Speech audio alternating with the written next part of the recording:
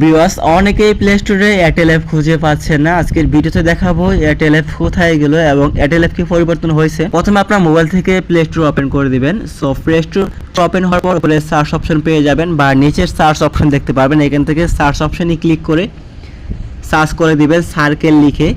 Airtel অ্যাপকে পরিবর্তন করে বর্তমানে সার্কেল অ্যাপে রূপান্তরিত করছে। আমরা যেটা আগে এয়ারটেল সিম জানতাম, এখন সেটা হচ্ছে সার্কেল সিম। তো এখান থেকে আপনি প্লে স্টোরে যদি সার্কেল লিখে সার্চ করেন, সেক্ষেত্রে আপনার এয়ারটেল অ্যাপটি চলে আসবে। যদি আপনার ফোনে না থাকে সেটি আপনি এখান থেকে আপডেট দিয়ে দিবেন, আর যদি আপনার ইনস্টল করা না থাকে আপনি ইনস্টল করে নেবেন। আগের মতো সকল কিছু কিন্তু সার্কেল অ্যাপে ব্যবহার করতে পারবেন। আমরা যেভাবে এয়ারটেল অ্যাপ ব্যবহার করতাম সেইভাবে কিন্তু আপনি সকল নিয়মে সার্কেল অ্যাপটি ব্যবহার করতে পারবেন। এয়ারটেল সিমকে পরিবর্তন করে বা এয়ারটেল অ্যাপ পরিবর্তন করে নতুন আপডেটে তারা সার্কেল অ্যাপে রূপান্তরিত করছে।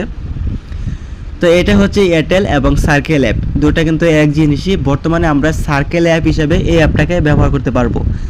তো যদি আপনার ফোনে না থাকে ইনস্টল করে নেবেন, ইনস্টল করে ওপেন করে দিবেন।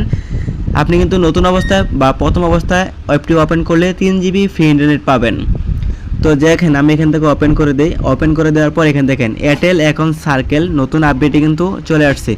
সো এখানে দেখেন এয়ারটেল এবং সার্কেল দুটোই কিন্তু শো করতেছে। তো আপনাদের কিন্তু এইভাবে চলে আসবে। আপনি জাস্ট আপনার নাম্বার থেকে লগ ইন করে নেবেন এবং আগের মতো সকল কিছু ব্যবহার করতে পারবেন। যারা প্লে স্টোরে এয়ারটেল অ্যাপ খুঁজে পাচ্ছেন না, এটা হচ্ছে এয়ারটেল অ্যাপ সার্কেল অ্যাপে পরিবর্তিত হয়েছে। তো এই ছিল ভিডিওটি ভালো লাগলে অবশ্যই ভিডিওতে লাইক দিবেন।